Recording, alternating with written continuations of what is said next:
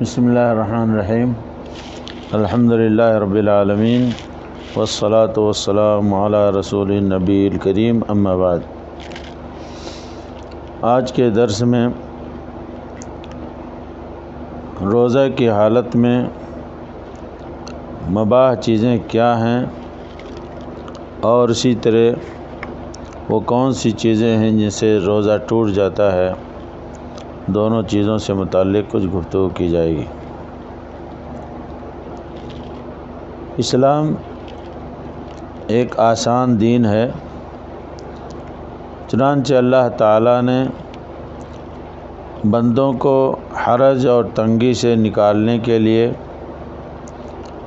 اور دین میں آسانی اور سہولت کی خاطر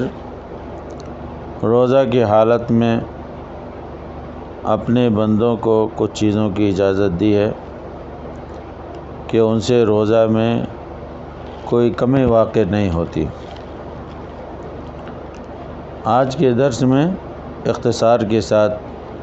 انہی کا ذکر کیا جاتا ہے۔ ان میں سے پہلی چیز ہے مسواک۔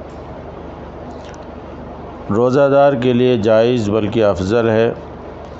کہ وہ روزہ کی حالت میں مسواک کرے،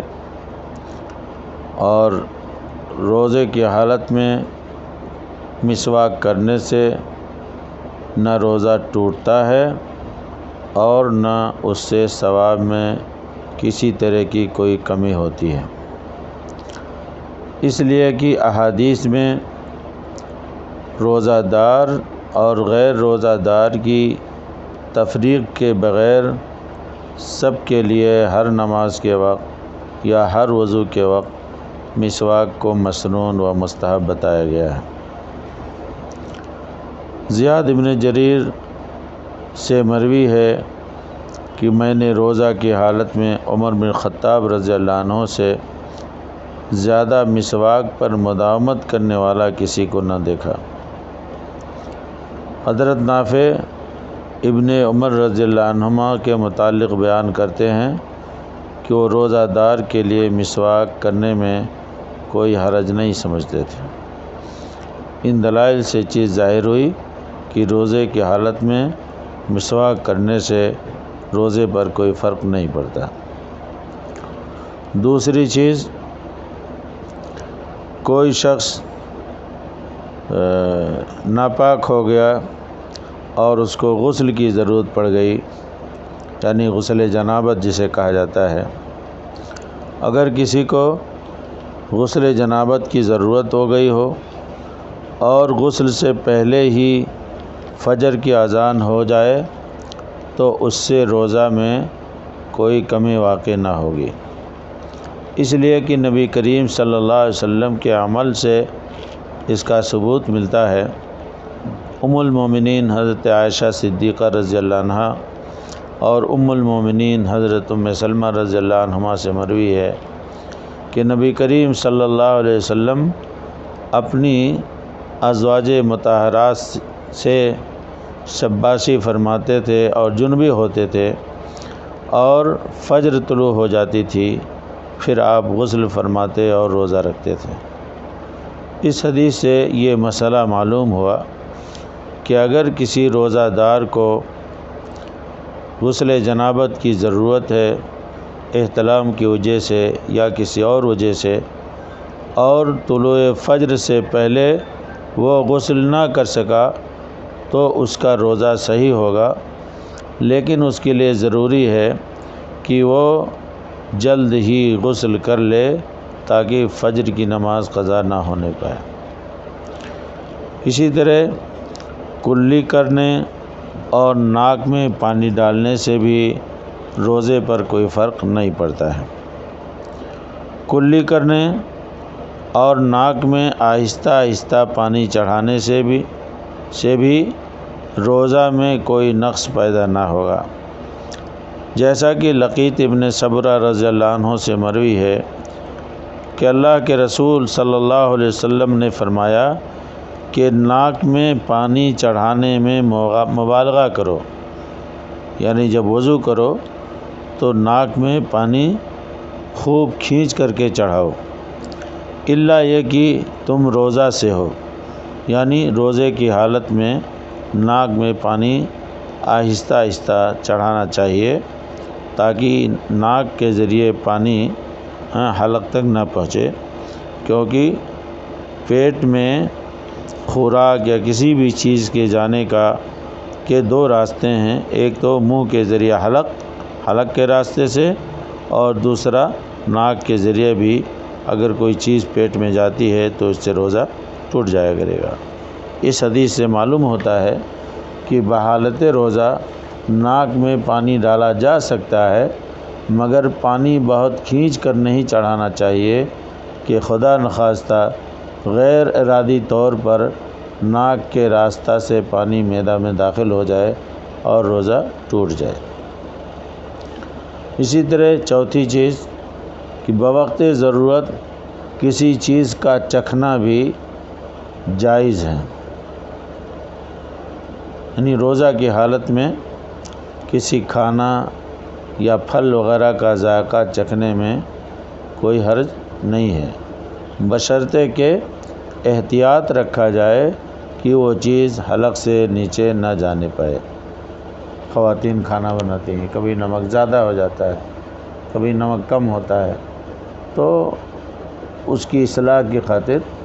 وہ چکھ سکتی ہیں، لیکن چکھنے کے بعد نگلیں نہیں، بلکہ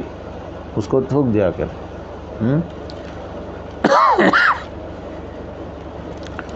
اس لیے کہ ابن عباس رضی اللہ عنہما سے مروی ہے کہ روزہ کی حالت میں کوئی مذائقہ نہیں کہ کسی ایسی چیز کوئی چیز چکھی جائے، سرکہ ہو یا کوئی اور چیز ہو، کوئی چیز چکھی جائے بشرطے کہ وہ حلق تک نہ پہنچے۔ اسی طرح خواتین کے لیے استحاضہ کا خون ہے۔ حیض و نفاس کے خون کے علاوہ کسی بیماری کے سبب اگر کسی عورت کو خون آئے تو اس کا روزہ فاسد نہ ہوگا، اس کا روزہ خراب نہیں ہوگا۔ اس حالت میں عورت روزہ رکھے گی اور نماز بھی پڑھے گی۔ احادیث میں اس کی صراحت ہے، البتہ حیض یا نفاس کا خون، حیض جو ہر مہینے خواتین کو، بالغ خواتین کو آتا ہے، نفاس جو بچے کی ولادت کے بعد خون آتا ہے، ان دونوں کے خون کے آنے پر خواتین کو نہ نماز پڑھنی درست ہے اور نہ روزہ رکھنا صحیح ہے۔ ہاں، روزہ بعد میں قضا کیا جائے گا مگر نماز کی قضا نہیں ہے، شریعت نے خواتین کے لیے یہ آسانی پیدا کر رکھی ہے۔ اسی طرح آنکھ میں سرما لگانا، آنکھ میں سرما لگانے یا ناک اور کان اور آنکھ میں دوائیں ڈالنے، ڈراپس ڈالنے یا خوشبو سونگھنے سے بھی روزہ فاسد نہ ہوگا، جیسا کہ ابو داؤد میں حضرت انس رضی اللہ عنہ کے بارے میں منقول ہے کہ وہ بحالت روزہ سرما استعمال کرتے تھے۔ البتہ ناک کا معاملہ تھوڑا سا نازک ہے کہ ناک میں دوا ڈالنے سے اگر وہ دوا حلق کے راستے سے معدہ میں جاتی ہے تو وہ فاسد صوم ہو سکتا ہے، اس لیے ناک میں دوا بھی تھوڑا احتیاط سے ڈالی جائے، جیسا کہ اس سے پہلے بات آ چکی ہے۔ روزے کی حالت میں انجیکشن لگوانا، کسی مرض کے علاج کے لیے انجیکشن لگوانے، چاہے وہ انجیکشن چمڑے میں لگایا جائے یا رگ میں لگایا جائے یا جسم میں خون داخل کرانے یا نکلوانے سے بھی روزہ نہ ٹوٹے گا۔ یعنی کسی مریض کو خون کی ضرورت ہو تو اس کو خون چڑھایا جا سکتا ہے، یا اسی طرح خون ڈونیٹ کرنے کی بات آتی ہے تو خون نکلوایا بھی جا سکتا ہے۔ ہاں، اس سے روزے پر کوئی فرق نہیں پڑتا ہے، لیکن خون دینے کے سلسلے میں بھی بعض علماء نے کہا ہے کہ کسی کو اگر خون دینا ہے تو روزہ افطار کرنے کے بعد یعنی رات میں دیا کرے، کیونکہ خون کے دینے سے نکلوانے سے انسان کے جسم کے اندر کیا ہے کمزوری پیدا ہو جاتی ہے، اس لیے احتیاطاً اسے افطاری کرنے کے بعد رات میں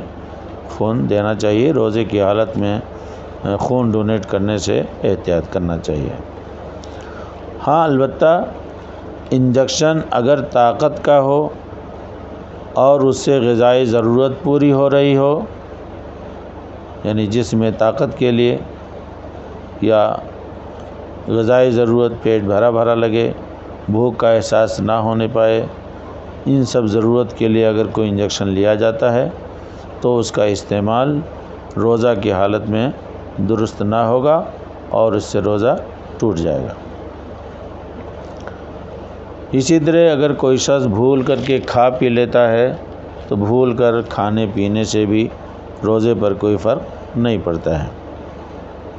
یعنی اگر کوئی شخص روزے سے ہے، روزے کی حالت میں اسے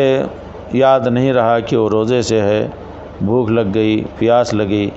کھانا حاضر رہا، پانی موجود رہا، اس نے بے خیالی میں بھول کر کے کچھ کھا پی لیا، تو اس بھولنے کی بنا پر اس کا روزہ صحیح ہوگا، اس کے روزے پر کوئی فرق نہیں پڑے گا، اس لیے کہ رسول صلی اللہ علیہ وسلم کی حدیث میں ہے کہ جس نے روزہ رکھتے ہوئے بھول کر کے کچھ کھا پی لیا تو اسے اپنا روزہ پورا کرنا چاہیے، اسے اللہ تعالیٰ نے کھلایا اور پلایا ہے۔ لیکن اگر کوئی قصداً کھا پی لیتا ہے تو ایسی صورت میں روزہ ختم ہو جائے گا۔ اسی طرح گرمی تیز پڑ رہی ہو اور شدت کی گرمی ہو، برداشت سے باہر ہو، تو آدمی جسم کو ٹھنڈا کرنے کے لیے غسل کرے، یا سخت گرمی سے بچنے کے لیے سر پر پانی ڈالے، تو ایسا کرنا بھی اس کے لیے جائز ہے۔ گرمی کی شدت کی وجہ سے اگر کوئی شخص روزہ کی حالت میں سر پر پانی ڈالے یا پانی میں ڈبکی لگائے یا سر پر تولیہ بھگو کر لپیٹ لے تو اس کے روزہ پر کوئی اثر نہ پڑے گا، اس لیے کہ بسند صحیح مروی ہے کہ پیاس یا گرمی کی شدت کی وجہ سے اللہ کے رسول صلی اللہ علیہ وسلم روزہ کی حالت میں سر پر پانی ڈالتے تھے۔ یہ روایت امام احمد نے اور امام مالک نے، امام ابو داؤد نے صحیح سند سے بیان کی ہے۔ اسی طرح روزے کی حالت میں تھوک نگلنے اور گرد و غبار کا حلق میں جانے سے اس سے بھی روزہ دار کے روزے پر کوئی فرق نہیں پڑتا ہے۔ تھوک نگل لے یا بلغم نگل لے تو بھی اس کا روزہ درست ہوگا۔ ہمارے معاشرے میں تھوک کے سلسلے میں، خوشبو کے سلسلے میں، کان اور سر پر تیل وغیرہ ڈالنے کے سلسلے میں بڑا احتیاط کیا جاتا ہے۔ عوام الناس کے اندر جہالت کی بنا پر کچھ اس طرح چیزیں پائی جاتی ہیں کہ روزے کی حالت میں نہ سر پر تیل لگانا چاہیے، نہ آنکھ میں سرما لگانا چاہیے، اور اسی طرح منہ میں جو تھوک بنے اس تھوک کو نگلنے کے بجائے تھوک دینا چاہیے۔ اس طرح کی چیزیں عام طور پر رائج ہیں، جو ساری کی ساری چیزیں عدم واقفیت پر مبنی ہیں۔ حقیقت یہ ہے کہ تھوک نگلنے یا بلغم نگل جانے سے روزے پر کوئی فرق نہیں پڑتا ہے، روزہ درست ہوگا۔ حضرت حسن بصری نے کہا کہ اگر مکھی حلق میں داخل ہو جائے تو کوئی حرج نہیں، یعنی مکھی ہو، مچھر ہو، اگر منہ میں چلا جائے تو آدمی کہیں نکلتا تھوڑی نہیں، اس کو آدمی تھوک دیتا ہے۔ بتانا مقصد ہے کہ ایسی تمام چیزوں کے جانے سے روزے پر کسی قسم کا کوئی فرق نہیں پڑتا۔ یہ چند چیزیں ہیں جن کے بارے میں کہا جاتا ہے کہ وہ چیزیں ہیں کہ روزے کی حالت میں یہ سارے اعمال مباح ہیں۔ اسی طرح موضوع سے دوسرا ٹکڑا کہ جن چیزوں سے روزہ ٹوٹ جاتا ہے مختصر انداز میں اسے بھی بیان کر دیا جاتا ہے۔ ان میں سے کچھ چیزیں تو ایسی ہیں کہ آدمی اگر اسے قصداً کرتا ہے تو ایسی صورت میں اس پر روزے کی قضا ضروری ہے، اور کچھ چیزیں ایسی ہیں کہ قضا کے ساتھ ساتھ اسے کفارہ بھی دینا ضروری پڑتا ہے۔ وہ چیزیں جس کی بنا پر آدمی کو روزہ قضا کرنا ہوگا، پہلی چیز تو یہ ہے کہ آدمی قصداً کھا پی لے، جان بوجھ کر کے کوئی چیز کھا پی لے تو ایسی صورت میں اس کا روزہ ٹوٹ جائے گا، اور رمضان کے بعد اس پر اس کی قضا ضروری ہے۔ البتہ بھول چوک کا معاملہ جہاں تک ہے تو جیسا کہ بات گزر چکی ہے کہ بھول چوک کی بنا پر اس کے روزے پر کوئی فرق نہیں پڑتا، اور اس سلسلے میں ابن عباس رضی اللہ عنہما سے ایک حدیث مروی ہے کہ اللہ کے رسول صلی اللہ علیہ وسلم نے فرمایا کہ بے شک اللہ تعالیٰ نے میری امت کے خطا اور نسیان کو اور اس چیز کو معاف کر دیا ہے جو اس سے زبردستی کرائی گئی ہو۔ یعنی آدمی سے اگر کوئی خطا ہو جائے، غلطی کی بنا پر کوئی کام کر لیتا ہے تو اللہ تعالیٰ اس کا مواخذہ نہیں کرتا ہے۔ اسی طرح دوسری چیز جان بوجھ کر کے قے کرنا، جان بوجھ کر کے قے کرنا۔ اگر کسی روزہ دار کو خود بخود قے آ جائے، کھا پی لیا ہے، متلی آ گئی، یا کوئی چیز دیکھا جس کی بنا پر متلی اس کو آ جاتی ہے اور خود بخود متلی آ جاتی ہے، قے ہو جاتا ہے، تو اس کی بنا پر اس کا روزہ نہیں ٹوٹے گا اور اسے روزہ کی قضا بھی نہیں کرنی ہوگی۔ لیکن اگر جان بوجھ کر کے کیا کر رہا ہے، منہ میں انگلی ڈال دیا، اندر زیادہ ڈال دیا، اس کی بنا پر قے ہو گئی، تو ایسی صورت میں روزہ ٹوٹ جائے گا اور اسے روزے کی قضا کرنی پڑے گی۔ حضرت ابو ہریرہ رضی اللہ عنہ سے مروی ہے کہ نبی صلی اللہ علیہ وسلم نے فرمایا کہ جس پر قے غالب آ جائے، یعنی خود قے ہو جائے، تو اس پر قضا نہیں ہے، اور جس نے جان بوجھ کر کے قے کیا تو اسے روزہ کی قضا کرنی ہوگی۔ ابو داؤد اور ترمذی کی یہ روایت ہے۔ اسی طرح خواتین کے لیے ہے معاملہ کہ روزے سے ہیں اور روزے کی حالت میں اگر حیض کا خون جاری ہو گیا یا نفاس کا خون آ گیا تو ان دونوں کے خون کے آنے کی بنا پر ان کا روزہ درست نہیں ہوگا، چاہے وہ افطاری سے 10 منٹ پہلے ہو یا سحری کا وقت گزر جانے کے 10 منٹ بعد ہو، کسی بھی روزے کے اوقات میں اگر یہ چیز جاری ہو جاتی ہے تو روزہ فاسد ہو جائے گا، روزہ ٹوٹ جائے گا۔ البتہ اتنے دنوں کے روزے کی قضا کرنی پڑے گی جتنے دن یہ خون آتا رہا ہے۔ اسی طرح انسان کے لیے یہ ہے کہ انسان کے شرمگاہ سے کسی طرح بھی مادہ تولید، چاہے مرد ہو چاہے خواتین ہوں، اگر مادہ تولید جان بوجھ کر کے خارج کیا جاتا ہے تو اس کی بنا پر بھی روزہ ٹوٹ جائے گا اور اس پر قضا ضروری ہے۔ اور ویسے یہ عادت غیر فطری ہے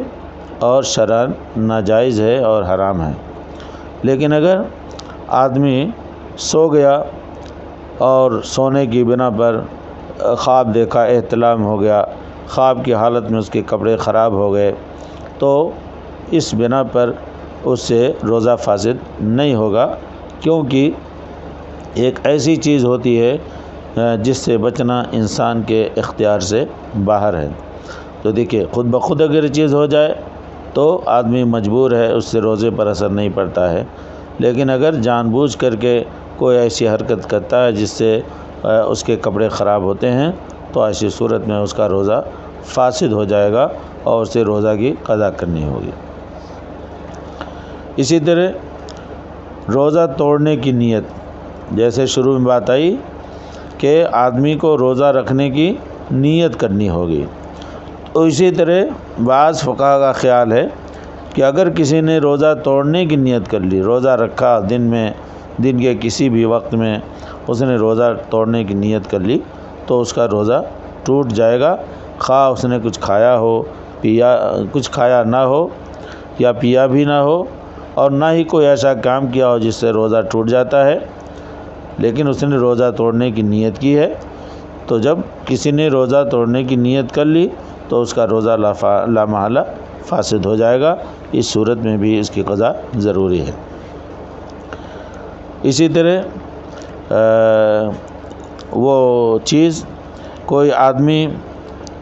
روزے رمضان کے مہینے کے اندر دن میں اپنی بیوی سے صحبت کر لیا تو اس کا روزہ باطل ہو جائے گا، چاہے مرد ہوں چاہے عورت ہوں، کسی سے بھی یہ حرکتیں ہوں تو اس کا روزہ باطل ہو جائے گا، اور اس پر قضا اور کفارہ دونوں لازم ہوں گے۔ قضا کا مطلب کہ رمضان کے بعد تو اس روزے کی قضا کرنی ہوگی، اور ساتھ ہی ساتھ یہ ایک اتنا بڑا جرم ہو جاتا ہے کہ شریعت نے اس کے اوپر جو ہے ڈبل جرمانہ لگا دیا ہے۔ ہاں، یعنی اسے کفارہ دینا ہو، قضا بھی کرنی ہوگی اور کفارہ بھی، دونوں چیزیں لازم ہوگی۔ اور اس کا کفارہ کیا ہے؟ کفارہ یہ ہے کہ وہ ایک غلام آزاد کرے۔ اب غلاموں کا دور تو رہ نہیں گیا، تو ایسی صورت میں شریعت نے 3 چیزیں بتائی ہیں: ایک غلام آزاد کرے یا 2 ماہ مسلسل روزہ رکھے۔ دیکھو کتنی بڑی سختی ہے، ایک دن روزہ خراب کرنے کی بنا پر اسے جو جرمانہ لگایا جا رہا ہے کہ 2 ماہ مسلسل روزہ رکھے، یا پھر 60 مسکینوں کو کھانا کھلائے۔ یعنی اگر وہ دونوں چیزوں کی طاقت نہیں رکھتا تو ایسی صورت میں 60 مسکین کو کھانا کھلائے۔ شریعت نے یہ سزا متعین کی ہے۔ اس سزا سے اندازہ کیا جا سکتا ہے کہ رمضان کے مہینے کے روزے کو خراب کرنا کتنا بڑا سخت جرم ہے۔